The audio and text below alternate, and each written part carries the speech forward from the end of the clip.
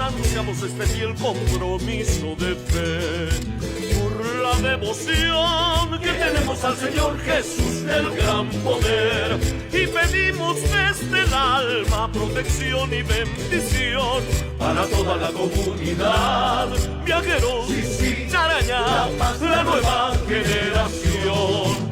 Desde el corazón anunciamos este fiel compromiso de fe por la devoción que tenemos al Señor Jesús del gran poder, y pedimos desde el alma protección y bendición para toda la comunidad. Viajeros, Charaña, la nueva generación.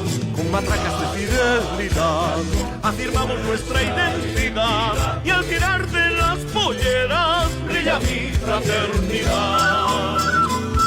En Charaña nació nuestra fe, con el tiempo floreció en la paz, majestuosa morenada, la mejor del gran poder.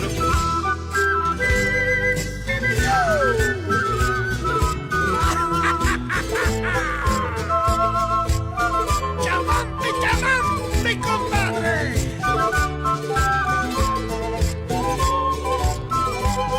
Bailando en las alturas de La Paz, Bolivia, para el mundo. Somos viajeros, Charaña, La Paz, la nueva generación.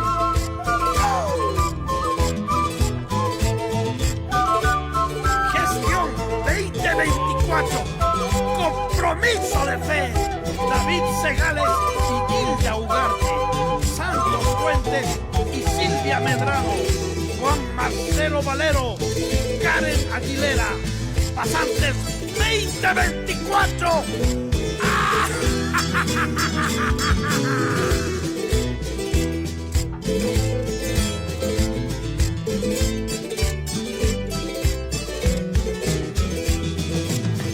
Antes de embarcar recordamos este fiel compromiso de fe, porque al retornar damos gracias al Señor Jesús del gran poder. Cada viaje un desafío que tenemos que afrontar, con su bendición. Viajeros, Charaña, la nueva generación. Antes de embarcar recordamos este fiel compromiso de fe, porque al retornar damos gracias al Señor Jesús del gran poder.